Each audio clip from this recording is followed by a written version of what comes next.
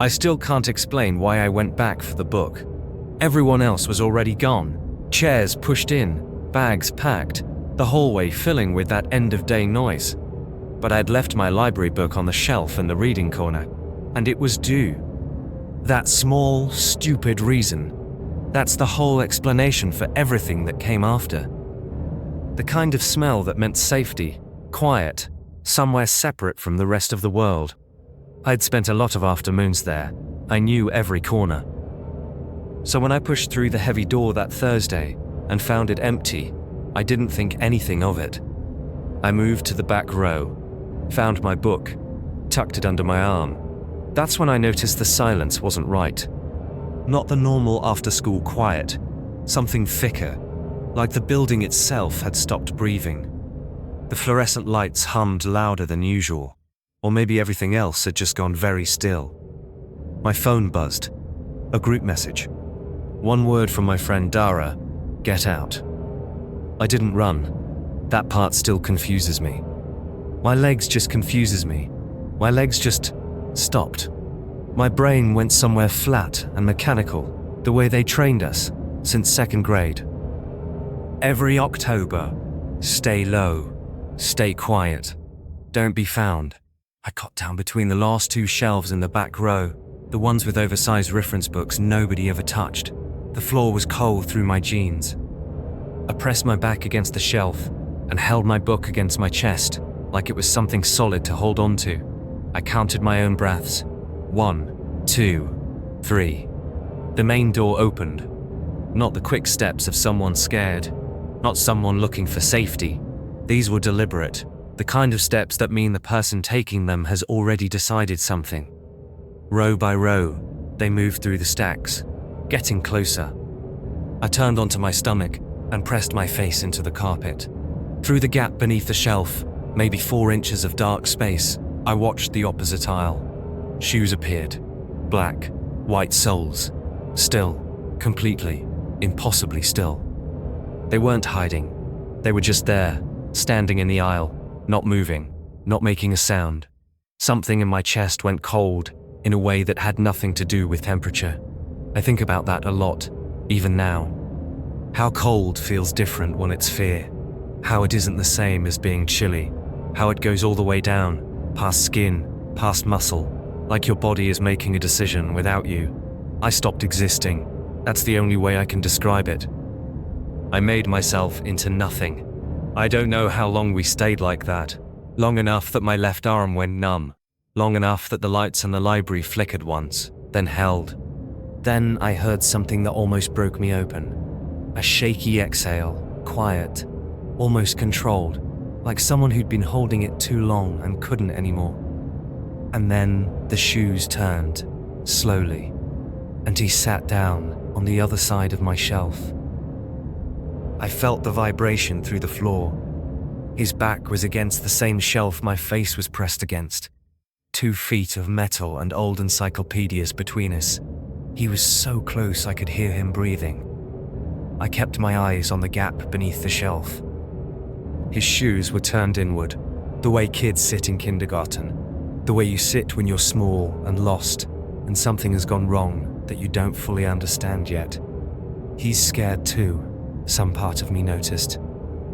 And then, immediately, the other part that doesn't make you safe. I started moving backward, inch by inch. The carpet scraped under my palms, like a whisper, like a scream, like both. I made it to the fire exit. I made it outside. I don't fully remember what happened after that. Police cars. A woman in gear pulling me behind a vehicle. Questions I answered in a voice I didn't recognize. They told us later that nothing happened, that he'd been found, that it was over. But here's the part they couldn't tell me.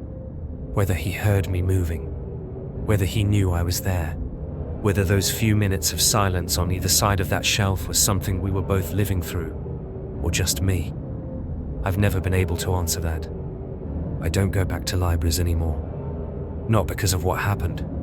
Because of what I heard in the silence, and because some part of me is still not sure what it meant.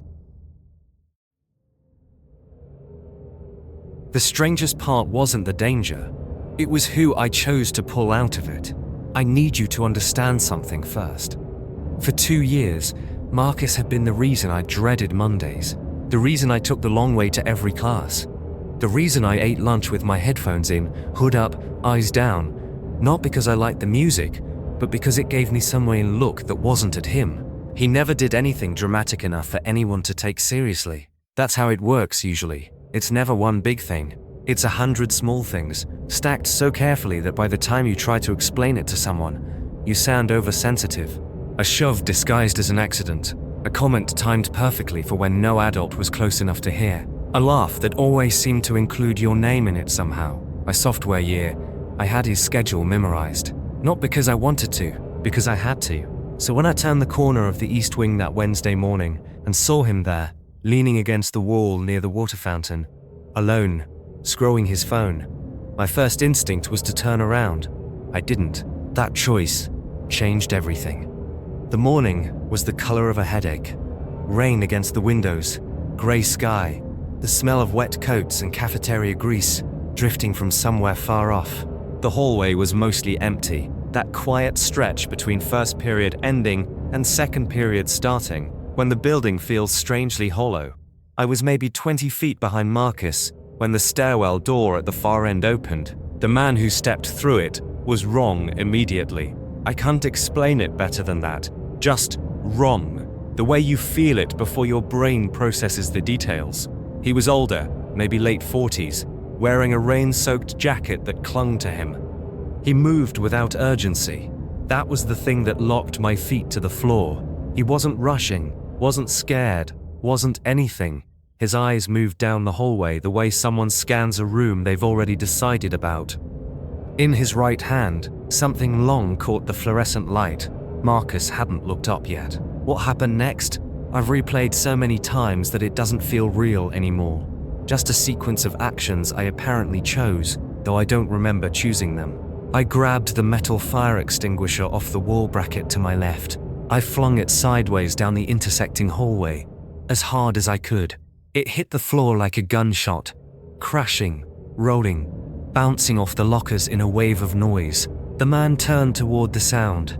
I crossed the hallway in 3 steps, grabbed Marcus by the sleeve, and ran. He stumbled, almost went down. Then something switched on in him, and he ran too. Through a classroom door I kicked open, across the empty room, into the back corridor, down a maintenance hallway neither of us had ever been in before. We ended up crouched behind a metal shelving unit in a room that smelled like cleaning fluid and old carpet, listening to the distant shriek of the fire alarm starting up. Marcus was shaking. I was shaking. We didn't speak for a long time. Oh, how much do we have to watch to do this? Eventually, he looked at me, really looked at me, and I watched him realize, watched his face go through something complicated and quiet.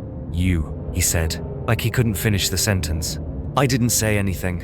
The police found the man on the 2nd floor. Nobody got hurt. They said he was unwell, had wandered in for an unsecured exit, that he wasn't really targeting anyone, not specifically. That last part stayed with me, in a strange way, because the danger had been real. We both felt it, and yet the explanation made it feel random, purposeless, like what almost happened to us didn't mean anything at all. Marcus apologized in the parking lot. Short sentences, red eyes. He meant it, I think. Some marks don't fade just because something worse came along to replace them, but occasionally, in the hallway, he nods at me, and I nod back. What I can't stop thinking about, what still hasn't settled, is the moment before I threw that extinguisher, the half-second where I saw Marcus frozen there, and I had a choice, and I knew I had a choice. I've told myself I did it because it was right, but sometimes, late at night, I wonder if I really did it just to see if I could, to prove something to the part of me he's spent 2 years trying to make small. I'm not sure which version of that story makes me feel better. I'm not sure either one does. The ghost of Hallway B. I learned to disappear long before I needed to. That's the part nobody talks about, how being invisible isn't something that just happens to you. You practice it, you get good at it, and if you're lucky, one day it becomes the most useful thing you know. I spent 3 years at Hargrove High being the student nobody remembered was in the room. Not because I was shy, exactly, More because I'd learned early that being noticed came with costs I didn't want to pay. So instead, I learned the building. Every school has a version of itself that most students never see, the one behind the walls. The maintenance doors and cruel corridors, the utility rooms that hum with old machinery, the stairwells nobody uses because they're inconvenient and slightly damp and smell like rust. I found all of them. Not for any dramatic reason, just because they were quiet, and quiet was what I needed. By junior year, I knew 3 different ways to get from B wing to the gym without touching a single main hallway. I knew which ceiling tiles in the east corridor had been replaced after a leak, which ones were still loose. I knew the heating system's schedule. It cycled every 12 minutes and groaned like something alive when it kicked on. I never thought that knowledge would matter. I was wrong. It was a Thursday in March. 3rd period. Miss Okafor's literature class. 20 students arranged in rows. Afternoon light coming grey through the high windows. Everyone half asleep over their books. The door opened without a knock. The man who stepped in wasn't a substitute, wasn't administration. He was wearing the dark blue uniform of the district's contracted security company, the private firm the school used for equipment checks. He had a badge clipped to his chest. He had a key card. He had used it to move through 2 locked exterior doors without tripping a single alarm. He looked at the room the way you look at a map. Miss Okafor stood up slowly. I stopped listening. My brain had already gone somewhere else running the layout. I knew the way other kids knew their phone screens. Fast, automatic, without having to think. The utility access panel. Behind the back wall of the classroom, behind the bookshelf nobody ever moved, there was a maintenance hatch I'd found 18 months ago when a contractor left it open during a heating inspection. I'd crawled through it once, just to see where it went. It connected to the infrastructure corridor that ran under the administrative wing, all the way to the main office. The office had a direct emergency line, separate from the PA, separate from everything. The panel was maybe 15 feet behind my chair. I didn't stand, didn't draw attention. I just started shifting the slow, unconscious way students move during long classes. A few inches back. Weight on one side. Nobody notices the quiet student. Nobody looks at the ghost. My fingers found the latch along the baseboard without me looking down. The heating system groaned on, right on schedule. The click of the panel releasing disappeared completely into that sound. I went through on my hands and knees into the dark. The corridor smelled like insulation and cold metal. I moved through it by memory, straight, then left, then down a half-level drop at the junction, following the cable conduit by touch. 40 feet. Maybe 50. I didn't count. The hatch on the other side opened into the supply closet behind the main office. The secretary's face when I came through that door, I'll never forget it, like I'd stepped out of the wall itself. I gave her the room number. I told her what I'd seen. She picked up the emergency line before I finished talking. Response was 4 minutes. They found him in the east corridor, still moving between rooms. The badge was fake. The keycard was stolen from a contractor weeks earlier. No one was hurt. A detective asked me afterward very calmly, very carefully how I knew about the access corridor. I told him the truth. I said I'd spent 3 years learning every quiet way out of every room in that building because some of us need to know where the exits are before anything goes wrong. He wrote it down and didn't say anything for a moment. Then he said, "That's the first time I've heard that save someone's life. I've thought about that a lot since.